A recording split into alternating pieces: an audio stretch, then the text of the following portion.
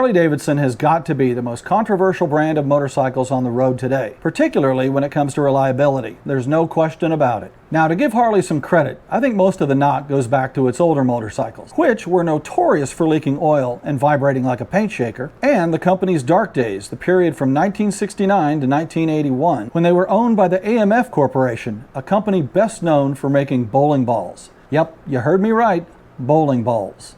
Love or hate Harley, most people will agree. The AMF years were a complete disaster for the brand and the bikes that it sold. And the sad fact is, in most people's minds, the Harley brand image has never fully recovered. However, most Harley Davidson owners will tell you that the brand's reliability has in fact improved substantially since the AMF days. In 2015, Consumer Reports conducted a reliability study involving 11,000 subscribers who owned motorcycles, and its ratings were based on what percentage of the brand's bikes had experienced a significant failure during its first 4 years of being owned. The 10 best-selling motorcycle brands in the US were rated, and of the 9 that still exist today, Harley Davidson, with a failure rate of 26%, finished right in the middle, 5th place out of 9, behind Yamaha, Suzuki, Honda, and Kawasaki, yet ahead of Triumph, BMW, Ducati, and Can-Am. Wait a minute, is Can-Am even a motorcycle?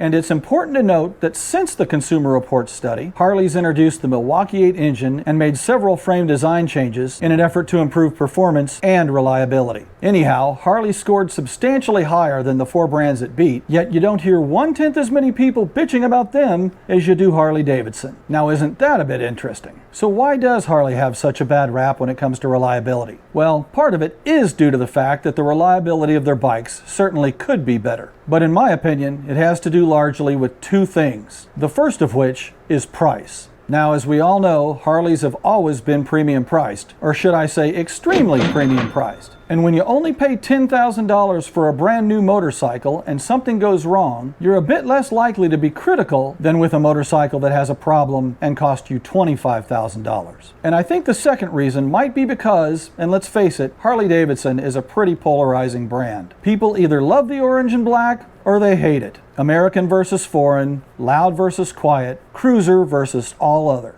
And when it comes to Harley, it seems as if people are either in or they're out. Let's be honest with ourselves. Most bikers wouldn't be caught dead on a BMW, and most motorcyclists wouldn't be caught dead on a Harley. So, what's my opinion? Well, I'm probably the odd man out. I own American, Japanese, and European bikes, and to be honest, I like each bike and each brand for different reasons. Plus, I'm really not affected by the Harley Davidson price phenomenon, given the fact I own 3 Harleys at a combined cost of $14,800, or an average cost of just a little over $4,900. Lucky me. Although I've owned gas-powered 2-wheelers since I was 9, I've only been in the Harley game for a little bit less than 3 years. So I'm definitely not the best person to go around shooting off my mouth about Harley Davidson reliability.